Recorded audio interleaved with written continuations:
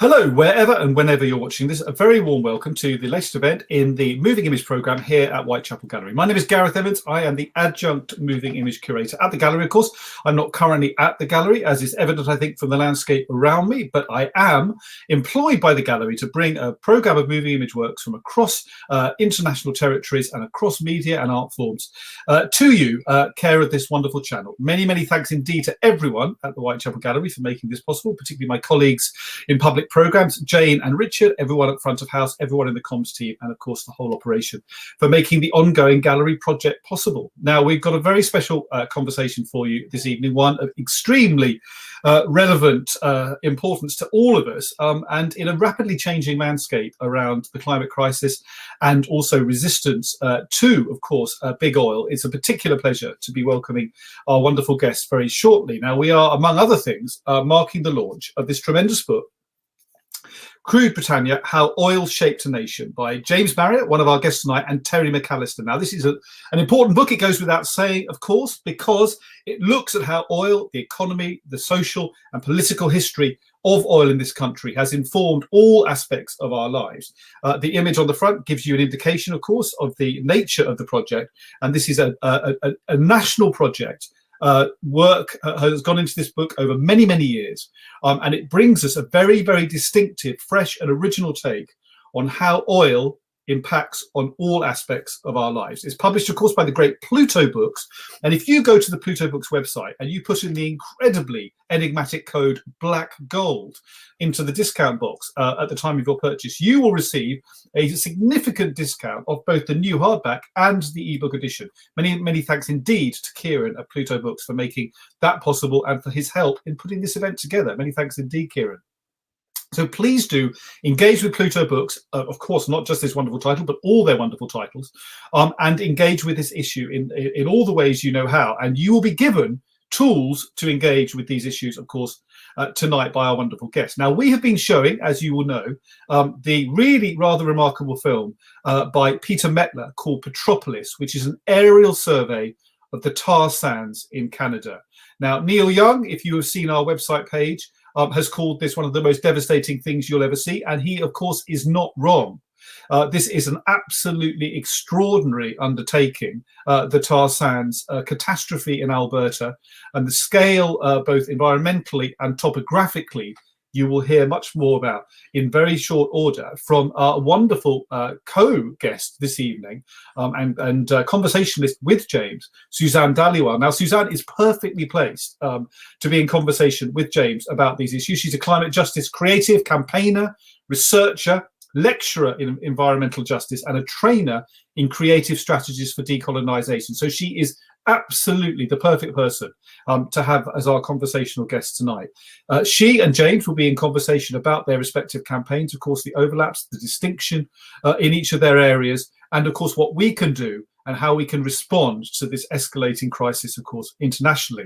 Now, as you, of course, will be no doubt aware, I'm sure, there is growing resistance, as I said earlier, to big oil in all its manifestations. And just last week, there was a major breakthrough, it appeared, in terms of courtroom and boardroom action against some of the major oil companies. A report in The Guardian last Saturday, and I'm quoting now, said that in a stunning series of defeats for the oil industry over the course of less than 24 hours, courtrooms and boardrooms turned on the executives at Shell, ExxonMobil and Chevron. Shell was ordered by a court in The Hague to go much further, reducing its climate emissions, while shareholder rebellions in the US imposed emissions targets at Chevron and a boardroom overhaul at Exxon. Now, we might hear about some of those details very shortly from Suzanne and James, but there's no doubt, of course, that things are changing. And that's partly to do with the campaigning work over many, many years of people like Suzanne and James. Now, James, alongside his acclaimed work as a writer, is also one of the founding members of platformlondon.org, a pioneering NGO working across art, ecology and social justice to engage with the oil crisis.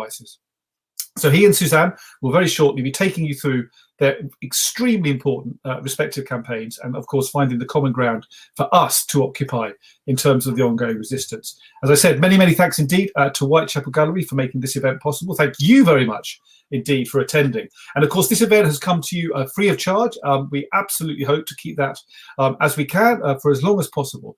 But, of course, there are many costs attached to this. And if you feel able to support this event and other activities at Whitechapel Gallery, then please, of course, do make a donation in the way that you know how. You can follow the links, of course, and you will be able to support in as much or as little as you are able to do. All of it is extremely welcome. Thank you very much indeed to Andy today for hosting this event on the technical front and taking it through as smoothly as ever. And now it's really a real pleasure to welcome Suzanne and James to be in conversation. Many, many thanks and goodbye. Thank you very much indeed, Gareth. And it's a joy to be here and to be together with you, Suzanne. Hi, James. It's great. Perhaps shall I start, Suzanne, by reading a little and explaining a little bit about the reading I was going to do? Yeah, let's hear what you've been scratching away at. I should explain that Crude Britannia takes the form of a travelogue. It goes to 4 different localities in the UK and explores those in a lot of detail, both the Thames Estuary, the Severn Estuary, Merseyside, and what we call the D and Forth estuaries in northeast Scotland, to try to understand how it is that this country has been built physically and emotionally and psychologically even by the oil and gas industry since the war, and possibly before as well, since the Second World War. I'd like to read a bit from a description of a journey to Baglan, which is in South Wales at Port Talbot, which is near Swansea. And I choose this bit partly because of being provoked by Peter's film, Petropolis. Watching those images again, I'd seen the film before, but watching them again made me think of this passage and made me think that maybe there's some parallels to be drawn between the sections I'll read and the film. So I'm going to read 2 bits which are separate, but they'll run together more or less. And I'll start in a moment. The future teaches you to be alone, the present to be afraid and cold. And if you tolerate this, your children will be next. And if you tolerate this, your children will be next, will be next, will be next, will be next. Manic Street Preachers. Feet slipping on the soft sand, hands grabbing the marram grass. We make it to the top of the dunes. It's early morning and the bay stretches before us, silver light on the calm waters. The silhouettes of the Sunday sleeping city of Swansea and Mumble's Head, the pale cliffs of North Devon, several miles south across the Severn Sea, and a coaster labouring up against the tide, up the channel towards Bristol. The long sweep of sandy beach at Aberavon Prom is dotted with a few dog walkers and joggers. Beyond it on the horizon, an outline of the steelworks, steam drifting up from its towers and chimneys. At this distance, a couple of miles upwind, the plant is silent and gentle, almost toy-like. Between us and it are the roofs of Sandfields, the western quarter of Port Talbot. Little stirs on the streets between the 2-storey houses, only the occasional passing car or a pair of cyclists, their voice carrying in the Sunday quiet. We turn to look behind us across Baglan Moor. In the distance is the solid cylinder of a gas-fired power station chimney, and beyond, the bridge of the M4 motorway sailing high over the River Neath. We check the OS map. The chimney is a mile away. Between it and us is a dark plain. Here and there are rusty metal structures. 2 yellow JCB diggers sit immobile in the distance. Most of the land is covered in low scrub, rough grass and hunks of masonry. Immediately in front of us, the perimeter barrier runs around the entire site. There are 7 miles of grey concrete posts, chain-link fencing and rusty barbed wire. Near on a brick wall is the faded name of a band painted in white letters, New Order. This is what we've come to see, the site of the former BP Baglan Petrochemicals factory. But the scale of it. The immensity of this plain stretching out into the distance is overwhelming. We have read that some parts of the soil of this area are contaminated with toxins to a depth of 10 feet. The plant ran for 41 years, and at one point it was the largest petrochemical works in Europe. It operated night and day for perhaps 380,000 hours. It spewed the effluent of plastics into the land, into the seas, and into the skies. We look over the roofs of Sandfields, the second largest housing estate in Wales. The construction of 3,500 new homes for workers was begun in 1948. It was mostly complete by the time the smoke began to pour from the chimneys of the petrochemical plant. 2 generations were thankful for employment created, but breathed in the refuse of the oil company. On mornings such as this, the west wind took that junk from the works and dumped it in the lungs and on the skins, the houses and cars of those who lived on the land between the sea and the foot of the mountain. In 1959, Shellmex and BP Limited employed the services of advertising wizard John May of the agency S.H. Benson to work on a new brief. He was to promote the benefits of oil-fired central heating in the home. At the time, only a tiny proportion of households had such a luxury, and it was widely dismissed as being unnecessary in Britain's temperate climate.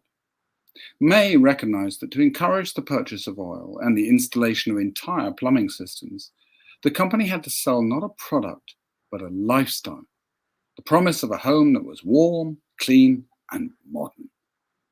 May suggested that a film be shot portraying that future, proposing the title Mrs. 1969, and then improving on that as Mrs. 1970. The resulting advert showed an actress as a paragon of domestic bliss, leaping exuberantly around her kitchen, answering the telephone, proudly receiving a saluting delivery man, and playing with a naked baby. Sometimes she looked alert in Angora, at other times sleepy in her nightdress. To sell heating oil, one of the byproducts of refining, Shell and BP sold Britain, and especially the middle class, a future to aspire to. We imagine a family moving from elsewhere in South Wales when the man started work at the Baglan plant in the early 1960s. They rented a home from Port Talbot Borough in the Sandfields estate. A year or so after starting work, he would have crossed the threshold into a house extruded from the output of the petrochemicals factory. Although Baglan itself did not manufacture any household products, the intermediates that the factory created were transformed in other plants into the building blocks of his home. On stepping into the house, the carpet underlay and floor tiles were made from styrene monomer, the emulsion paint on the walls from vinyl acetate, the ceiling tiles from polystyrene, the electric light switches and plugs from phenolics, the cable from which the bulb hung was coated in PVC. In the front room, the windows were in PVC frames. The foam in the cushions on the settee was from propylene. The cabinets of the TV, radio set, and dance set were cast from styrene monomer. The shelf of albums and rack of singles were all PVC. In the kitchen, the refrigerator, washing machine, vacuum cleaner, and electric iron were all partly made of polystyrene. The bowls, buckets, and bottles of detergent around the sink were made from polyethylene. The rubber gloves and sponges from styrene monomer, and the pipes that brought water to the sink were PVC. All the Formica-covered surfaces contained phenolics. Much of the food in the fridge and the cupboard was wrapped in PVC packaging. Out in the garden, the hose was from styrene monomer. The drain pipes, water butt, flower pots, and plant trays were all from PVC. When he turned passionately to kiss his true love, she wore a dress made of vinyl acetate, and her lips were covered with propylene. Almost all that he touched had poured out of Baglan. This plastic world of comfort was designed in part to draw profit from the crude pumped out of the Middle East and Africa onto the British market. However, these blunt economics were hidden by the dazzling colours of white, clean modernity. In March 1965, Charles Evans, managing director of BP's chemicals arm, visited Baglan. In his speech, he declared, "All within the company should be especially proud of the contribution our products have made to the better standard of living in Britain." Great. Wow, it's so powerful to hear you reading that. And as you were reading, I kind of could feel all of the memories actually of walking through the Alberta Tar Sands. And what struck me from listening to that was also how, you know, when we talk about the climate crisis, it's always this kind of parts per million and this abstract relationship. But hearing that, it really brought home how intimate the relationship is with these products. There's this kind of villainization sometimes of oil, when actually oil has brought us the Manic Street Preachers CD case that inspired us as well. So it was just really great to hear that. It made me wonder, you know, we've both been working together at times for so long to challenge these corporations and banks and entities that are invested in these projects as campaigners. So I'm really interested to hear what shifted you to write this long form. How did this project come about? Well, I love words, and I adore the process of trying to write. I mean, you know, sometimes it's hard work, but basically I enjoy it a lot. And I find it's a way in which I can hopefully make some kind of sense of my experience. And it allows writing this way, I feel, for me, hopefully for the reader to read it, it allows some way of exploring the complexity of the experience. When, as you say, I work as an activist as well as part of a group and platform, and the frame of activism tends to focus down language very tightly into a pretty instrumental form of language, which is fine. You know, it's useful to have, you know, you need language to be instrumental and clear at different times. Otherwise, a cookbook wouldn't work, or a handbook to understand how a dishwasher works wouldn't work if it was oblique. But what we're dealing with here is a very complicated situation. It's an emotional situation. And I feel that we need to find ways of describing it that can encompass the scale of what the challenge is, and also the complexity of the ways out of it. I was very happy to work with Terry, who's a journalist, but he's a man of great imagination and good wit as well. And he was up for exploring, for example, biography through this. In the book, a lot of it talks about our own experience. I'm interested in the fact that as an individual, say, for example, in comparison to my grandfather, I traveled in a car before I was born, as you probably did. You know, I traveled in my mother's womb in a car before I was born. And recently my father died, and the thing that struck me about him, I was with him in the last period when he was dying, and the thing that struck me about it is he's covered in plastic. You know, he has a plastic catheter. He had a plastic pacemaker inside him, and he lay on plastic sheets in order to deal with urine and bleeding and so on. It's just, we're born inside this thing and we die inside it. And to understand, we need to understand, or I feel I need to understand just how deep that is in order to try and shake it off. Yeah, think that's a really good point about that complexity, because often when we hear about the oil industry or even tar sands projects, we immediately like shut it down. And what struck me has been working in the tar sands in Canada, especially when you're working with Indigenous communities who are both witnessing their territory that they've been living on since time immemorial, where it's the source of food, it's the source of culture, it's the source of love, but also is a source of jobs. You know, a lot of those Indigenous communities that we've worked alongside who have been in the shareholder meetings calling on Shell and BP to close them down also have contracts and jobs and relationships with that oil industry. So I think that's something that is really important with what you're doing, is to problematize and deepen that understanding of how we got to this point with oil and gas, rather than it being kind of the enemy as well. It's one of the things that intrigues me about the tar sands, and you know, and I funny enough, I began to engage in it and campaign on it is exactly the same time, in the same year as Peter's film was shot, 2008. Although I didn't see that film until a little bit later.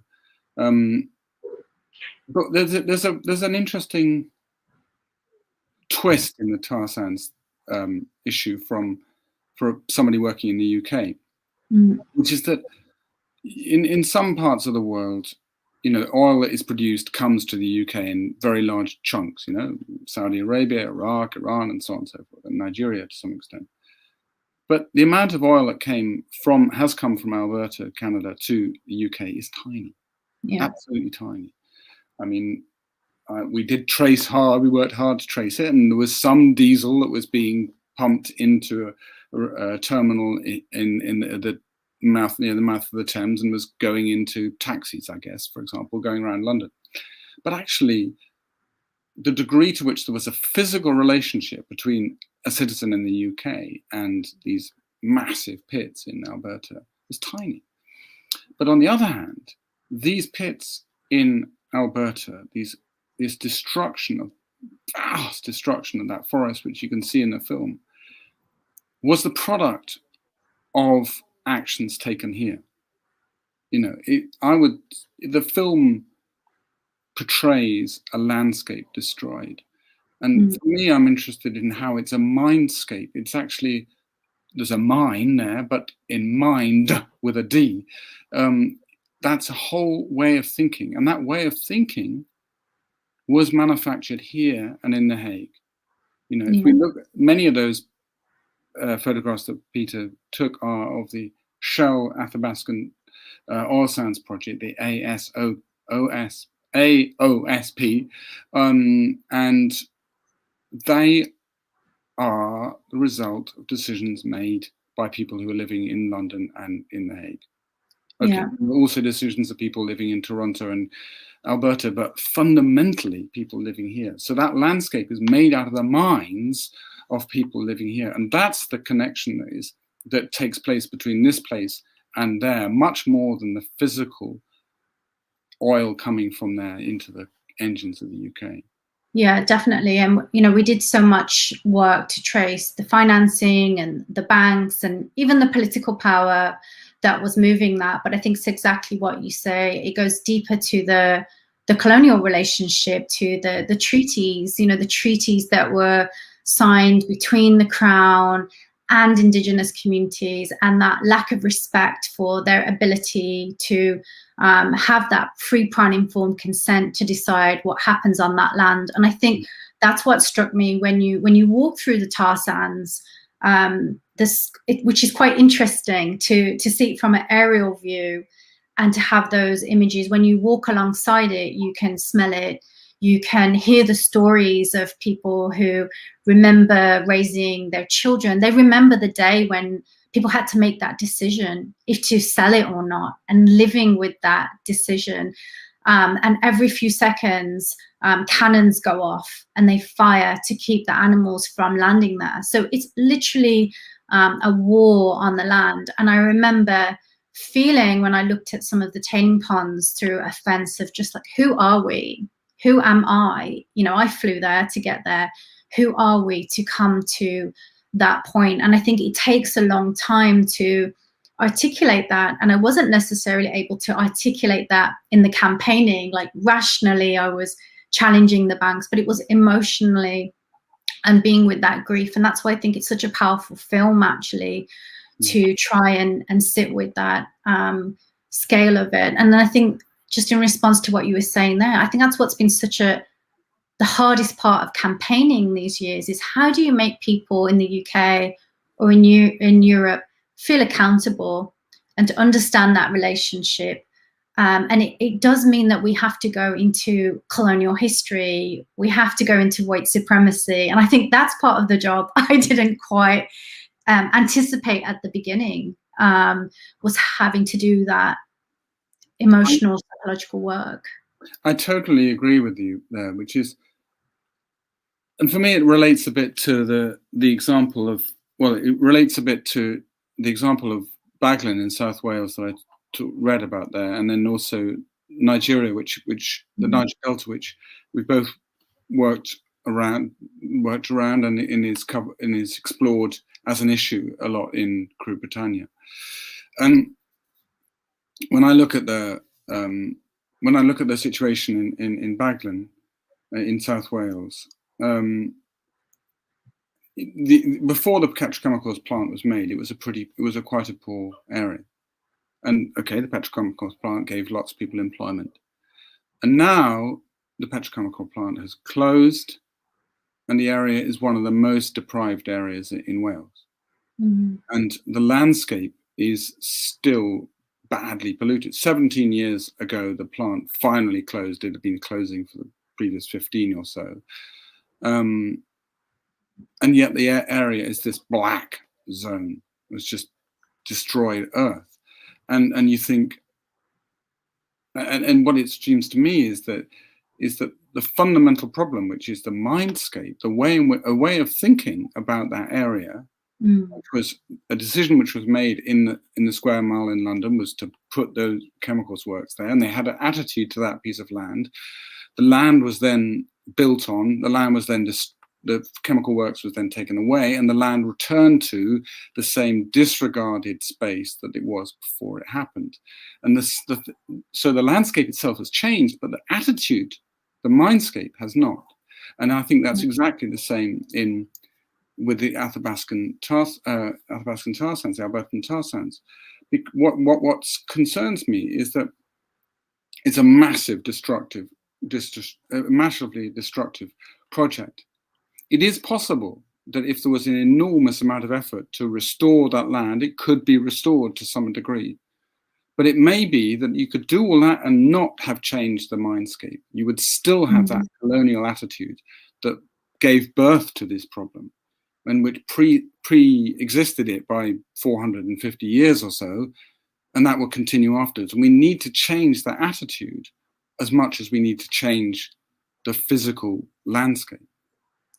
Yeah, I think that's really interesting in terms of decolonizing how we think about the climate crisis. And actually something you said there about, can it actually be restored?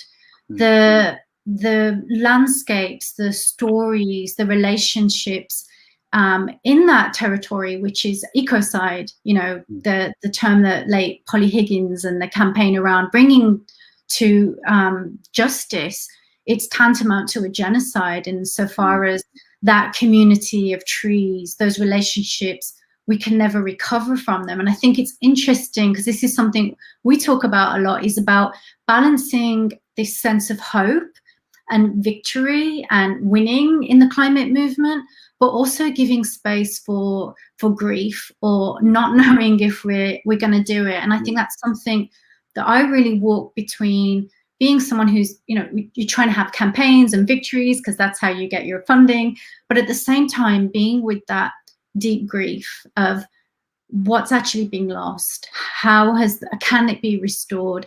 And I think that's a question around, you know, what is a victory? So with Shell, even if they sell all their leases in the tar sands, even if they divest all their money, who is going to clean up, who will mourn for the land.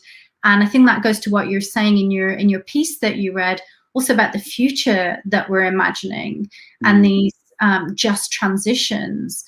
Are we a part of that picture of that economy, and who's creating that economy? So it's really interesting, and I think that's why I really appreciate your book. Even listening to you there, it was giving that space to be with that uncertainty. What if we don't figure it out? What if we don't know?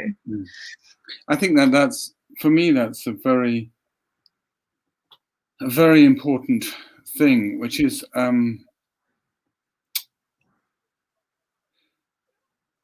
to make it troubling, to make it complex.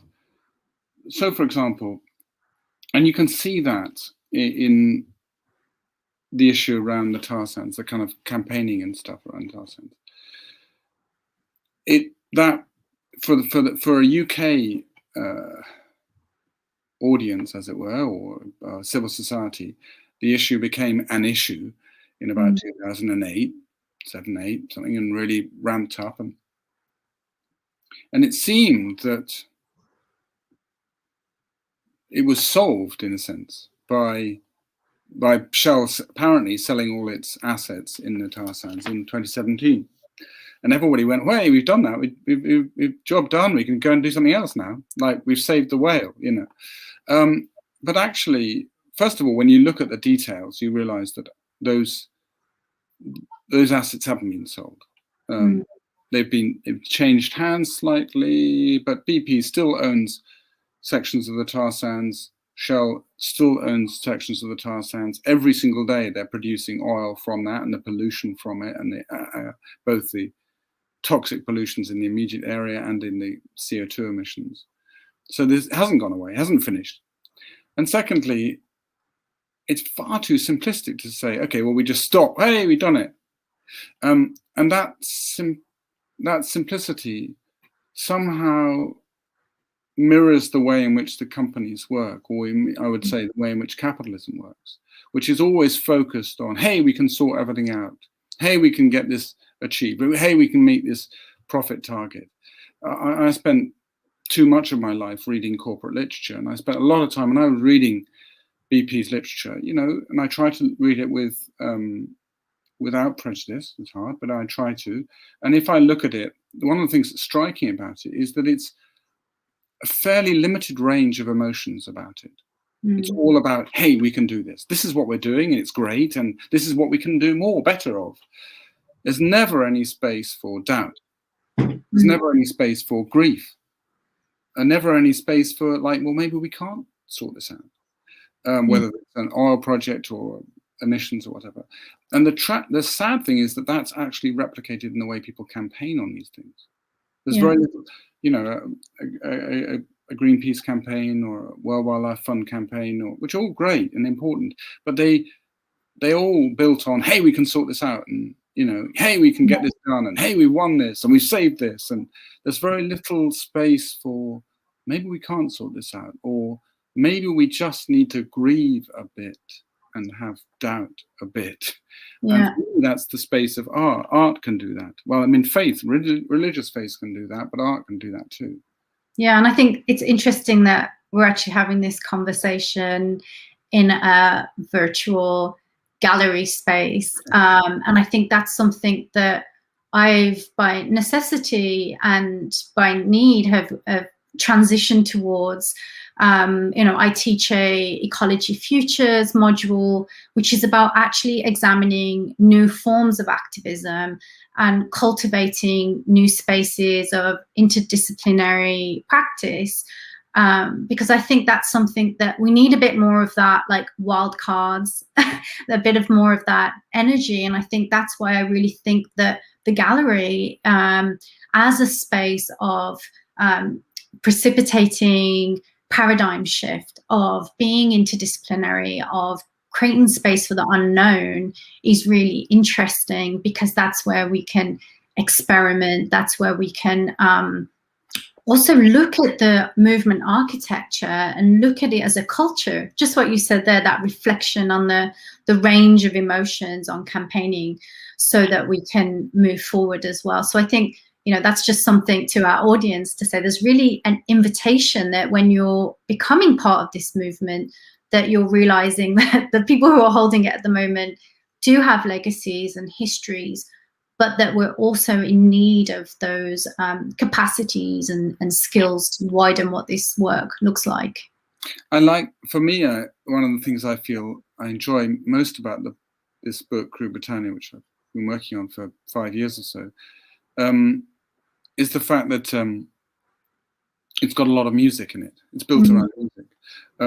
I'd known Terry McAllister for quite a long time, and I knew him as an oil journalist. And one day I was sitting having a cup of coffee with him, and he told me that he'd been the editor of a punk fanzine called Bored Stiff, and that actually he'd enjoyed that more than was being a senior journalist at The Guardian. And I immediately said that. I thought, okay, I can do stuff with you. We can do stuff together.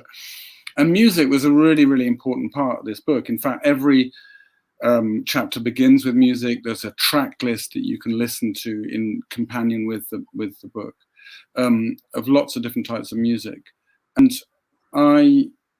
part of that is that, you know, it goes back to the interdisciplinarity. It's terribly easy it's relatively easy, I think, to fall into trying to write something about something as, in a sense, arcane or dry or engineering based as a thing like an oil industry, without emotion. And for me, to bring in the question of music has been a really enjoyable and insightful. It made me think about it a lot more, not least because music has been a vehicle for this oil thinking. You know, the amount of records which are about cars and about sex and about boys and girls and about, basically, you know, it's about the future will be on oil. So, and rock and roll is the soundtrack of that oil. And of course I grew up with that. I love that music. But we need to change, if we're going to change our way of thinking and our way of feeling out of oil into a different mindscape, we're going to need for example, the technique and the texture of music. Yeah, definitely. Because I often think about that, you know, because what we're essentially talking about is a paradigm shift. It's a renaissance, and in order to do that on a personal level, even, you cannot solve the problem with the same mindset that created it. So I often find that myself, like going back to those images from Petropolis, when I couldn't, you know, having walked through the tar sands and then going to Toronto and sitting in a cafe with people, and I'm like, I can't actually verbalize what I've just seen. I had to enter into those images through a different mode. So it's kind of what you're saying there about, like, you know, it democratizes the climate work that we need to do, in a sense. We've all got the science, we all know what's happening, but we need everyone to enter into this information through a new range of emotions, and that everyone has access to that. And I think that opens up the possibilities of the solutions, because, you know, to be honest, those of us who are working in this, we know that actually no one's holding all the solutions. The COP doesn't hold all the solutions. We're in that space of unknowing. So I really appreciated the way that the book literally did that with the music. And yeah, it does democratize this work, which can seem sometimes elite. But also I feel like, you know, if you say, for example, to people, oh, we need to move away from oil, their first question is, well, how's that going to be practically? You know, how are we going to get around, and, you know, how am I going to wrap cheese or whatever it is? And for me, I'm much more interested in the question of what's that going to feel like? What, you know, we are creatures of feeling, and we're creatures of thinking, and human beings have existed for, let's say, 2 million years, roughly speaking, and in that there's been a whole host of different types of thinking and feeling. And I would say that we tend to think, oh, we've got to move away from fossil fuel industry. I think we need to move away from we need to find our way out of fossil fuel thinking and feeling. You know, it's a way of thinking and a way of feeling that we're inside. Yeah. And it's extremely difficult to see it and to understand it, but that's what we need to move away from. There's a lovely line which I've always enjoyed a lot by a guy called Raymond Williams, Williams says, revolution is a shift in the structure of feeling. And I think for me, that's precisely what we need to do, is a shift in the structure of feeling.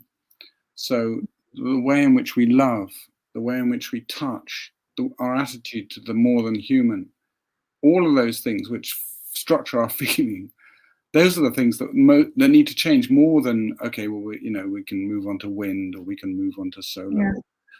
Yeah. That won't get us. That'll only get us a tiny way out of this problem.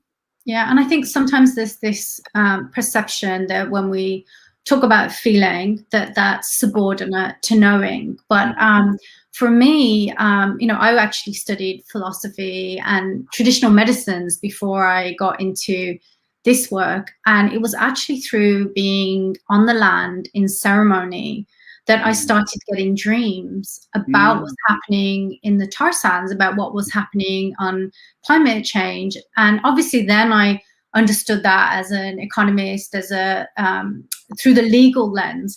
But in order to do the things that I did, and some of them were wacky, and it was, a time before we had the movements that we see now, but it was through dream, it was through prayer, it was through taking a risk on those insights. So I think, the way I think about that now is sometimes when I'm at the edge of my consciousness and I don't know how to solve this problem. I've never tried to solve a climate crisis in the time of fascism and a pandemic before.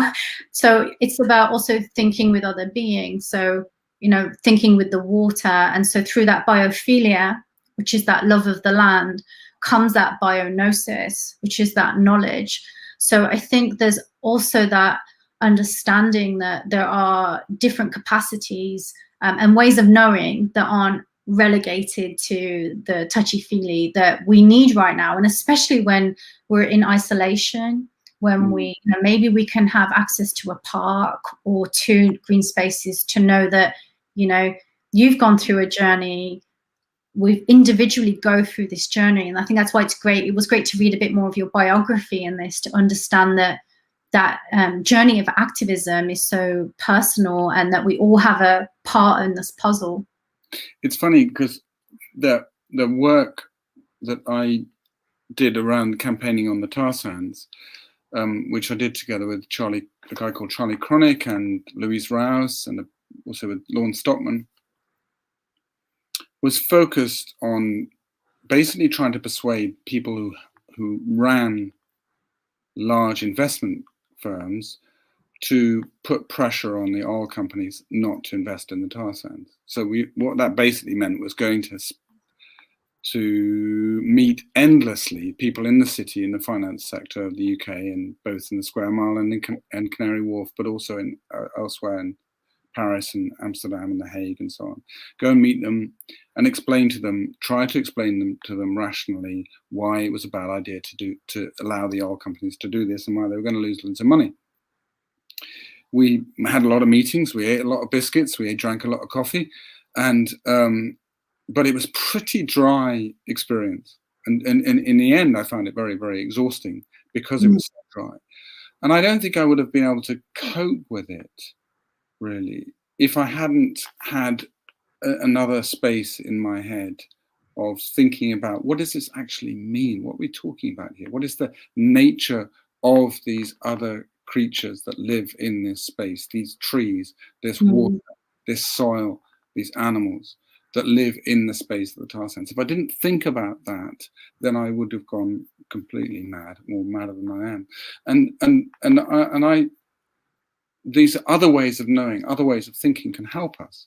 I think you and I should fess up that we're both fans of Joseph Beuys and very keen on the work of Beuys. And for me, Beuys, as a thinker and an artist and a maker, he really understood that that there are other ways of thinking. As he said, I think with my knee, and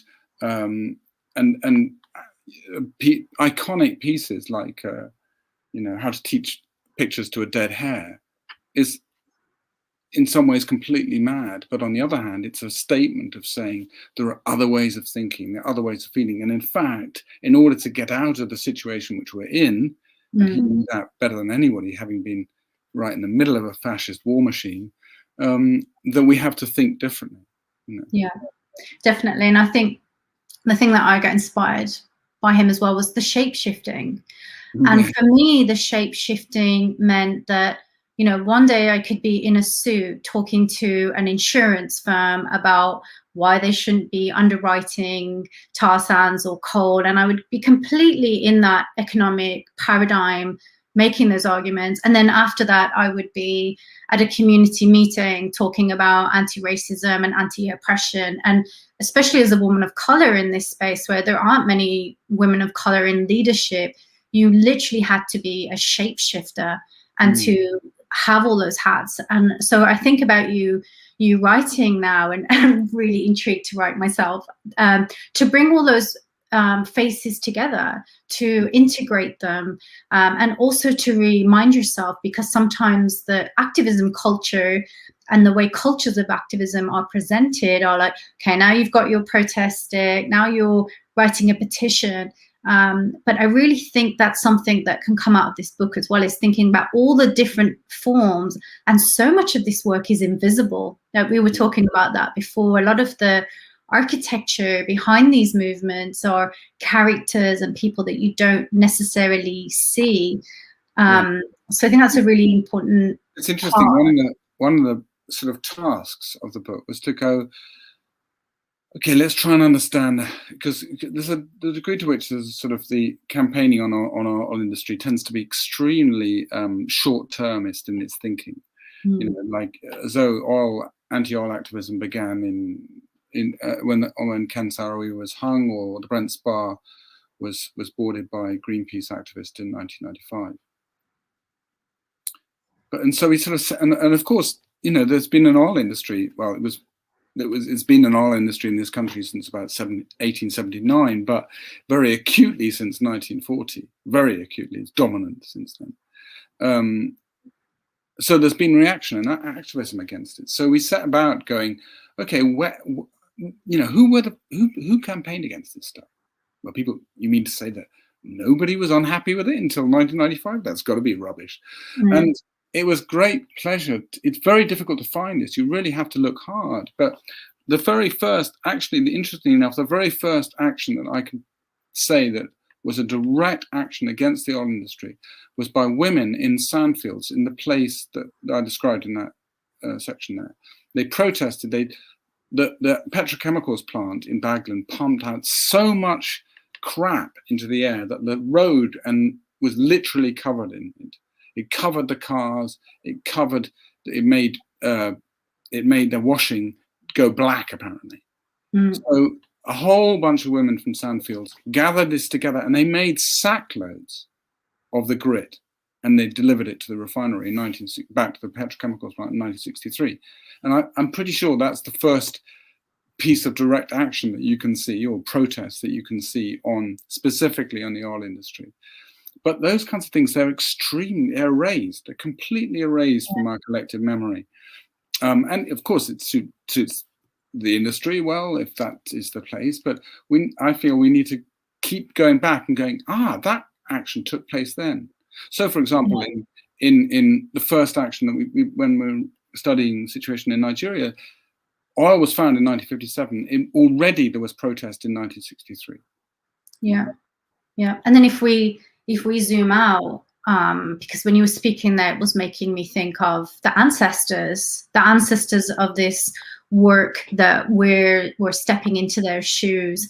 And if we zoom back and we think about oil as part of extraction, as the beginning of those land thefts, for me, in my ancestry, it even goes back to 1984 in India.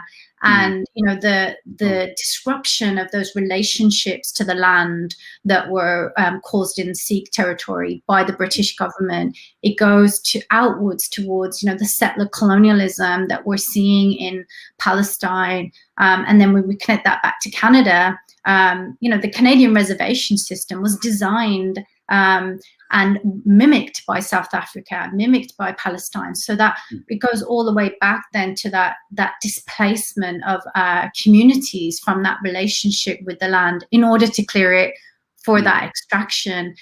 So I think it's really valuable as well. Often with white allies, they don't often do that work to find their own ancestry in the movement, and I think that's really important.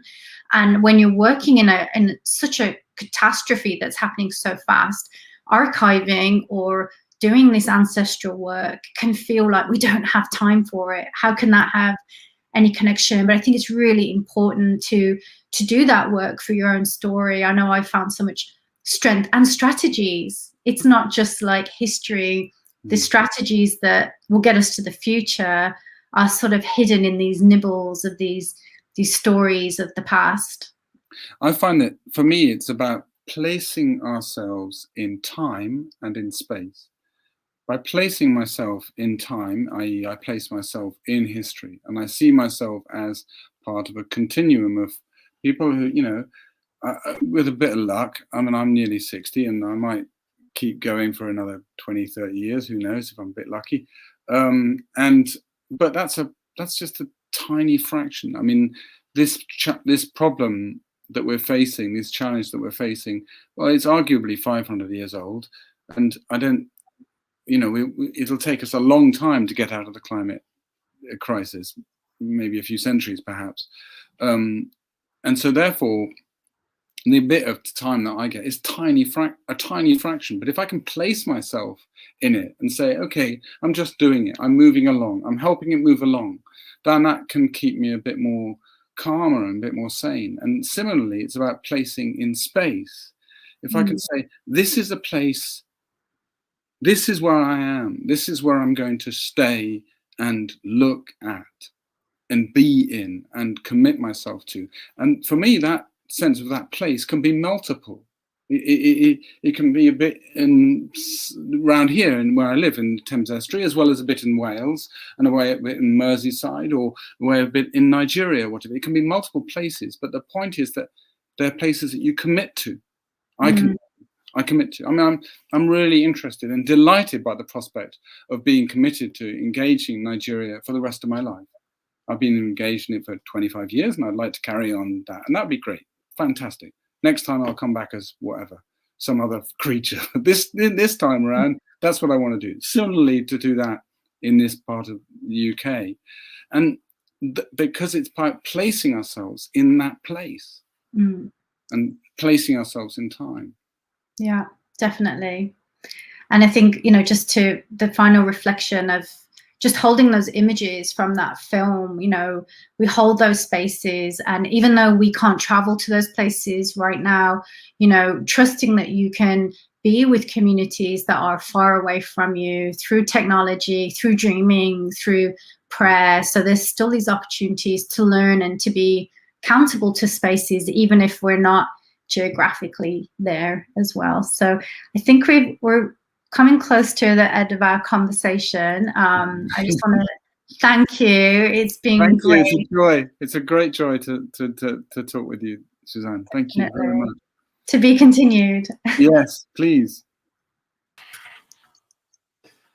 Well, I mean, what to say? What an incredible conversation. Thank you both so much. I mean, a pleasure and a privilege to have a kind of an ear in on that extraordinary exchange. I mean, the way that you brought in all the relevant issues of our time, let alone campaigning around the climate crisis, from the colonial, the ancestral, the role of the archive, the nature of culture, of course, the idea of lineage, the non-human, the convergence and the intersectional aspect of this situation, and the campaigning and resistance to it. I mean, really outstanding. Thank you so much. This is now, of course, another resource, a wonderfully energizing and an activating conversation that can join, you know, the lineage of that resistance in its own terms, let alone what it prompts and proposes. So really, Suzanne, James, outstanding. Thank you very, very much indeed. It's a real honor to host such a conversation here at Whitechapel Gallery within, you know, a cultural context. But as you said earlier, Suzanne, you know, it's finding ways to reach other spaces. And James, of course, the idea of music as one activating agent in that, with all the complex, you know, and contradictory positions inside, you know, the cultural, let alone, you know, in all other areas of our activity that you've brought out so well. So, you know, really thank you so much. A coexistent conversation, I think, with so many other possibilities and ways of being. I'd like to thank, of course, both of you again. I'd like to thank Peter Mettler and his team, Dan and Mako at the office, for enabling the film and allowing us to show it. I'd like to thank Whitechapel, of course. This is part of Ways of Knowing, the new programming strand at Whitechapel Gallery. We're currently in the season of fluidity of water. Of course, oil is a problematic element when it engages with water, as we know, obviously to our cost over many, many incidents. But it was important, it seemed to me, to bring in the challenges to a fluidity of knowing, but also, of course, by definition, to show that fluidity in your conversation so brilliantly. So, I mean, a real, you know, profound and significant encounter, I think.